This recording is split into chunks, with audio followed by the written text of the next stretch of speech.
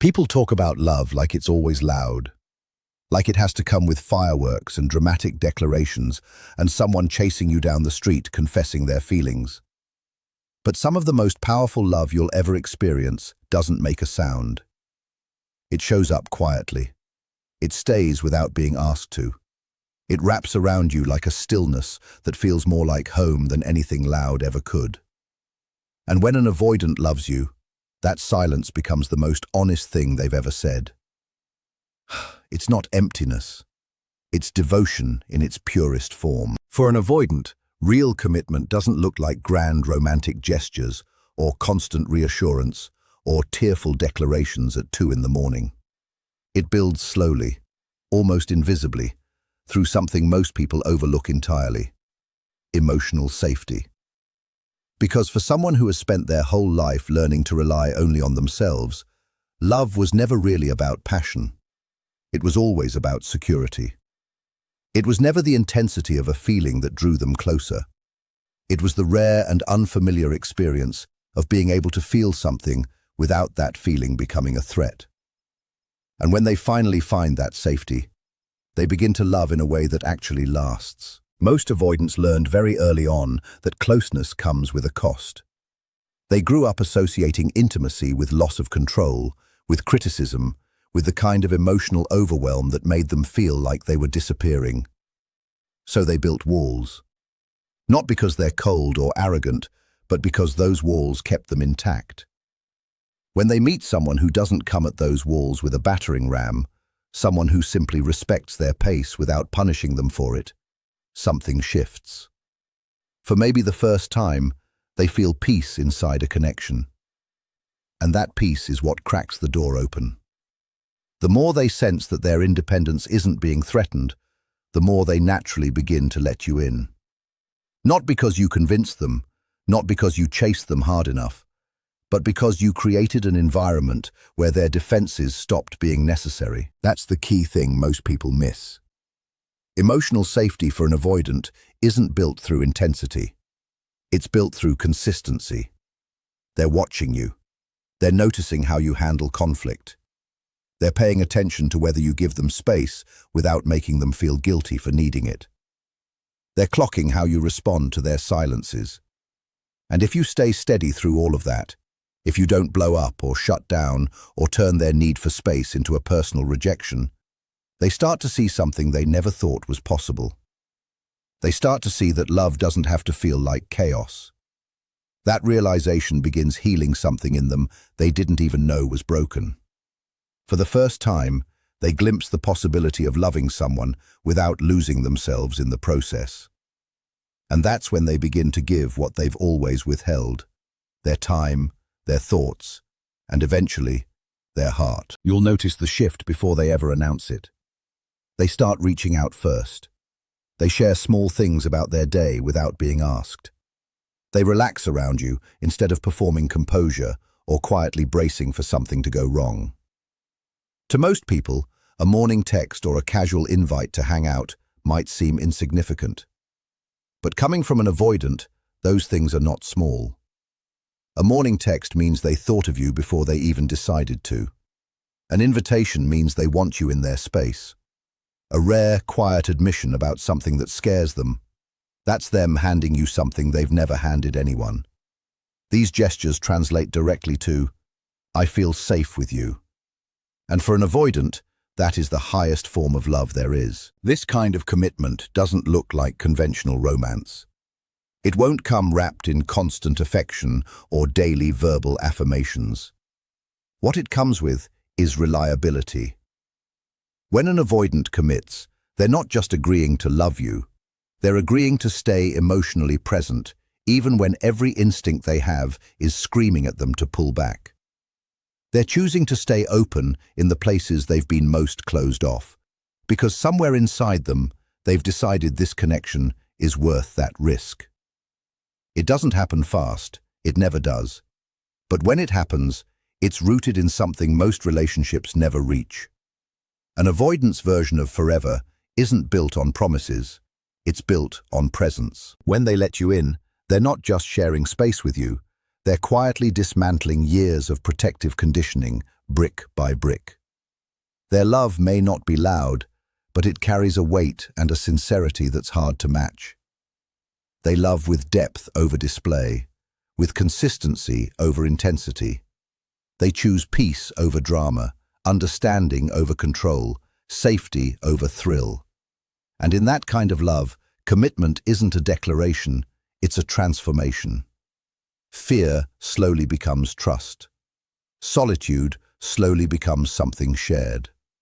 The walls that once kept everyone out start to come down, not because someone forced them to, but because being with you finally felt safer than being alone behind them. When an avoidant starts moving toward presence instead of retreating from it, that is not a small thing. That is one of the most significant shifts a person with their attachment history can make. Because closeness for them has always carried the threat of self-erasure.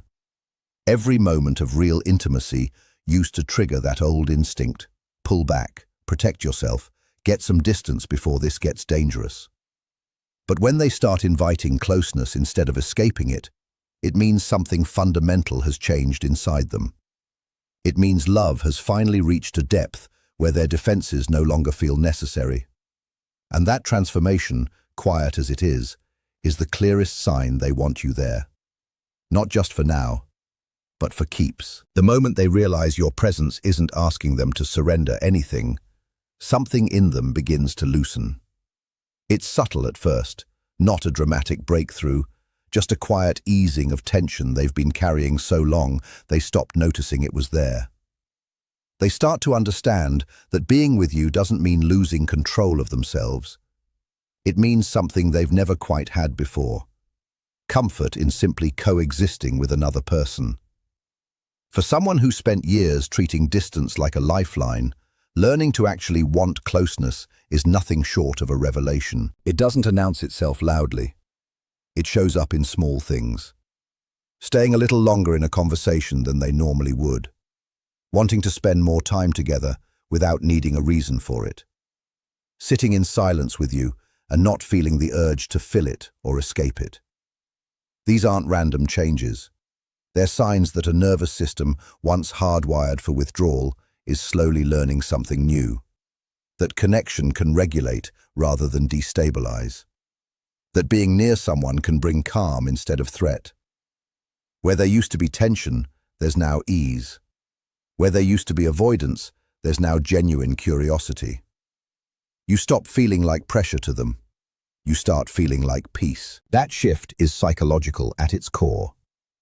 Avoidants are wired to detect emotional intrusion. Their internal alarm system goes off the moment someone gets too close, too fast, too much. So when they begin actively seeking your presence rather than creating distance from it, it means that alarm has gone quiet. It means they no longer experience your closeness as something invading them. Love is no longer the thing that might trap them or pull them under. It starts to become the thing they want to move toward, because you've become associated with stability, not stress.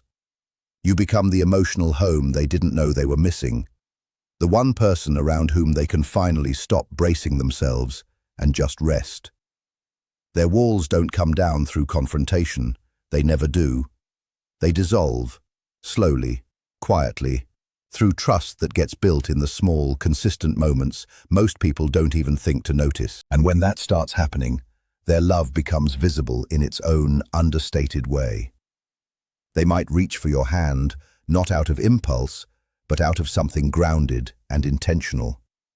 They might share a thought they'd normally keep tucked away, or let a comfortable silence stretch between you without feeling the need to interrupt it with action or distance. For an avoidant, those gestures are enormous. They mean the urge to escape has been replaced by something else, the desire to stay. They're no longer anchoring their sense of safety in solitude. They're starting to anchor it in you. What makes this stage so significant is what it says about how they've integrated love with their identity.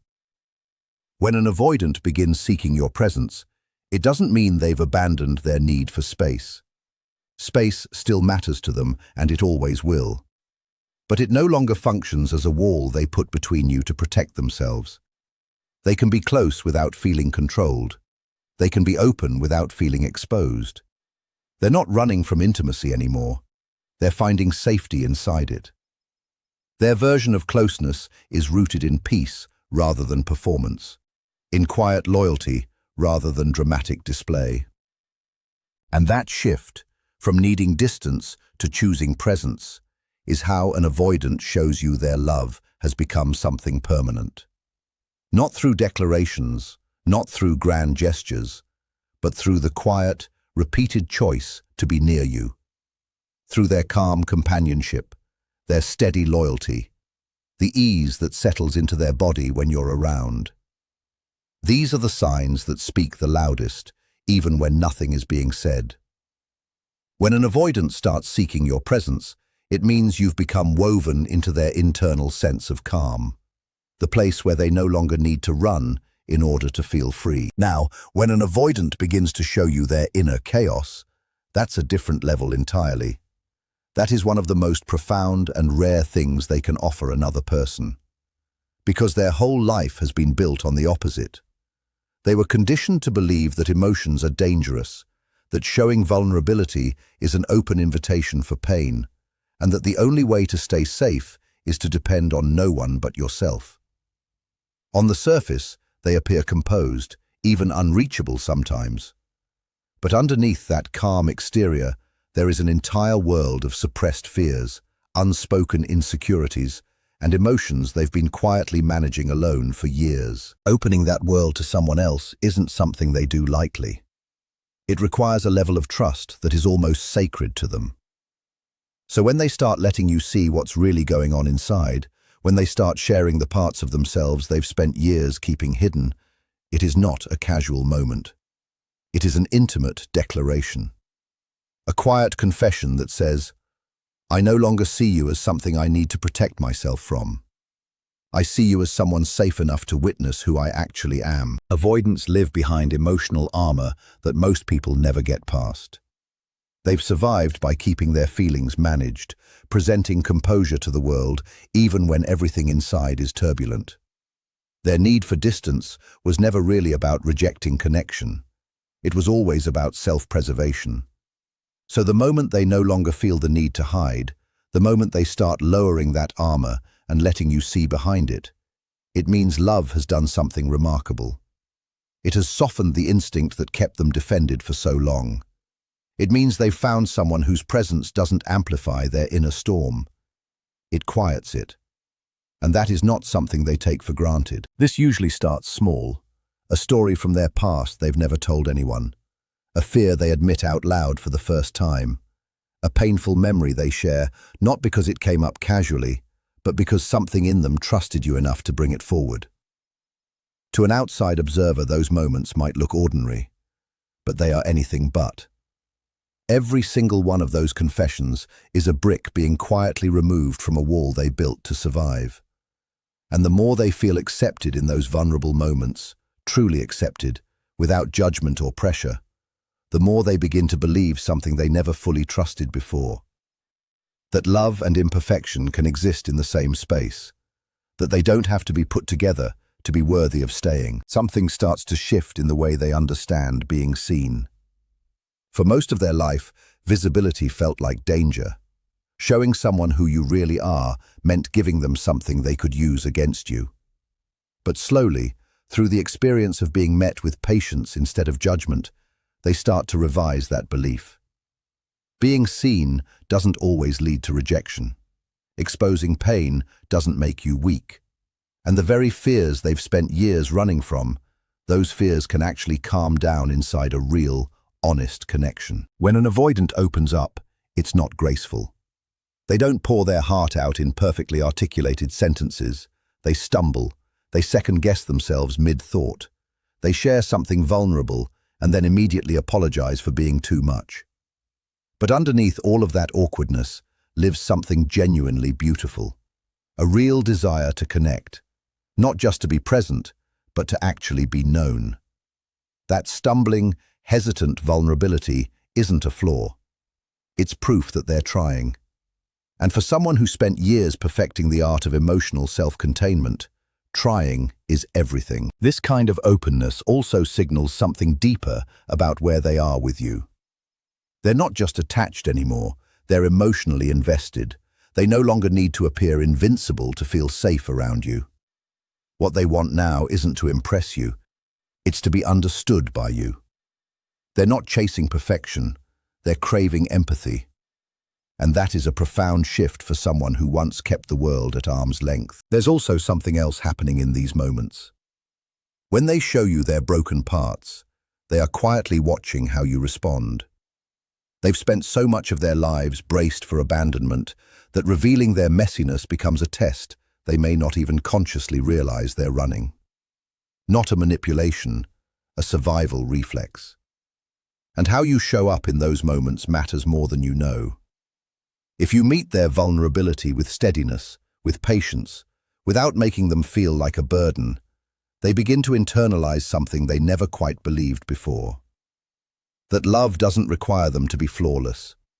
That being imperfect doesn't disqualify them from being loved. And once that belief starts to settle in, they stop fighting against love and start actually resting inside it. As that comfort deepens, so does their openness.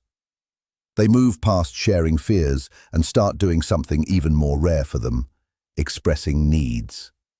That is the point where genuine attachment tips into devotion. Because for someone who survived most of their life by hiding what they needed, asking for something is the ultimate act of trust. It's them saying, without maybe using these exact words, "I trust you with the parts of me I've never trusted anyone with." In that moment, what they're offering shifts entirely. It moves from guarded affection into something that looks and feels like real emotional intimacy. And the beautiful thing about this stage is its quiet honesty. They don't need grand gestures to show you how they feel. They show it through truth. Through the willingness to let you see the storm instead of just the calm surface they present to everyone else. That's not weakness. That is one of the most courageous things a person like them can do. When they share their chaos with you, they're not asking you to fix it. They're asking you to stay in the room while it exists. And when you do, you stop being just a partner to them. You become their peace. Love stops feeling like a battlefield and starts feeling like something they actually want to live inside. Then comes one of the most telling signs of all. When an avoidant stops protecting only themselves and starts protecting the bond between you. This is not a small thing. For most of their life, every emotional reflex they had was pointed inward. Guard your autonomy. Keep vulnerability from becoming dependence. Stay in control of what you feel and how much you let in. Love was both magnetic and terrifying to them, warmth on one side, the risk of loss and engulfment on the other. So when they begin to shift from defending their own emotional safety to actively caring about preserving what the two of you have built together, that is love growing stronger than fear. That is the relationship becoming something they want to protect, rather than something they're trying to survive. In the early stages of caring about someone, an avoidance instinct during conflict is almost always the same. Go quiet, create distance, let things cool down alone. Silence feels manageable. Dialogue feels like too much exposure. But as the depth of their feelings grows, you'll notice something different starting to happen. They start to stay. Not perfectly, not without struggle, but they stop defaulting to disappearance when things get uncomfortable. They may not always know how to say the right thing in a tense moment, but they start making an effort not to let unnecessary damage pile up. They begin to repair rather than retreat. That is a significant shift for someone whose entire relational history was built around escape. It means the bond has become more important than the habit. Protecting the connection also means they start expanding their awareness outward. They begin paying attention to how their actions land on you, not just what their actions cost them. If they once brushed past your feelings to preserve their own independence, they now pause before reacting. They start to understand that their peace and yours are no longer separate things. That real love isn't just self-preservation, it's mutual preservation. And that understanding doesn't arrive through a single dramatic realization. It comes through observation, through watching you stay patient, through experiencing your care without it coming attached to control. And slowly, they begin to reflect that same care back, in their own quiet way. Their expression of love at this stage becomes less defensive and more responsible. When they're overwhelmed, they may still need space. That doesn't go away, but instead of simply vanishing, they start communicating. They start saying something rather than going silent and leaving you to interpret the distance. When conflict arises, they reach for resolution rather than escape. That shift is their way of saying, without maybe finding the exact words, "What we have matters enough to me that I want to protect it." Love is teaching them a kind of strength they didn't know they had, the strength to stay connected without disappearing into the connection. At some point, something fundamental changes in how they relate to love itself. It stops being a threat to their freedom and starts being the thing that gives their freedom meaning. That's not a small shift. For someone who spent most of their life treating closeness like a trap, arriving at a place where connection feels like it adds to who they are, rather than subtracting from it, that is a quiet revolution happening inside a person. And when they get there, protecting the bond becomes their private declaration of commitment. They may never use words like forever easily. Words like that feel too exposed, too much of a promise that could be held against them. But their behavior starts to say it anyway.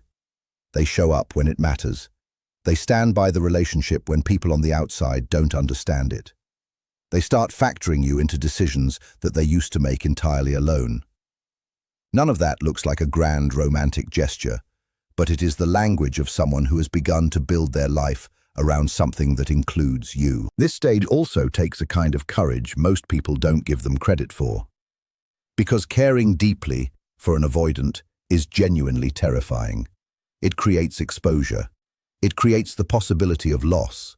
And yet, when they begin prioritizing the connection over their own comfort and habit, they are making a conscious decision. Love over fear.